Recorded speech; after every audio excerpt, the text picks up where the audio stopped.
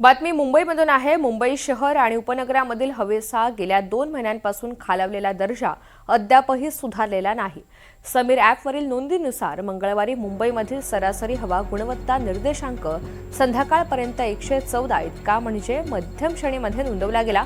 तसंच शहरामधील इतर बहुतांश भागांमधील हवेचा दर्जा सुद्धा मध्यम श्रेणीमध्ये आहे। नागरिकांना मतदानासाठी मास्क घालून जाण्याचं आवाहन आता प्रशासनानं केलेलं आहे। या सगळ्या संदर्भातला आढावा घेतलेला आहे आमच्या प्रतिनिधी जुई जाधव यांनी। पाहूयात।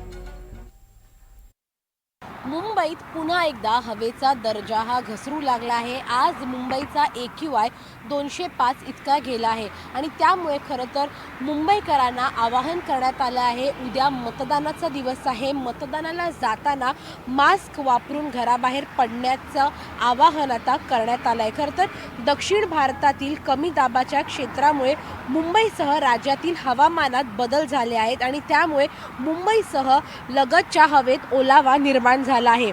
त्यामुळे प्रदूषणाचं वातावरण आपल्याला मुंबईभर पाहायला मिळतंय।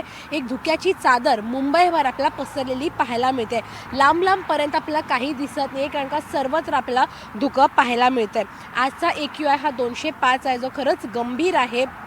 मुंबई महानगरपालिकेने वेळोवेळी याच्या संदर्भात कठोर भूमिका देखील घेतली आहे, परंतु हवेची गुणवत्ता सुधारण्यासाठी न्यायालयाच्या सूचनेप्रमाणे महाराष्ट्र प्रदूषण नियंत्रण महामंडळाने तपासणी पथकांची स्थापना देखील केली आहे।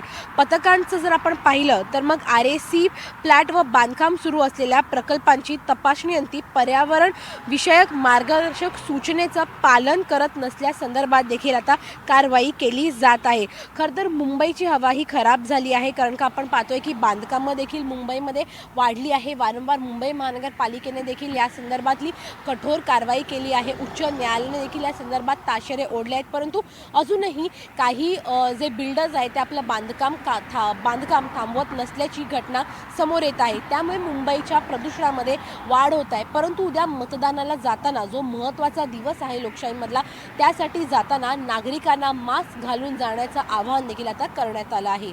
व्हिडिओ जर्नलिस्ट प्रतीक जाधव सह जुई जाधव, NDTV मराठी, मुंबई।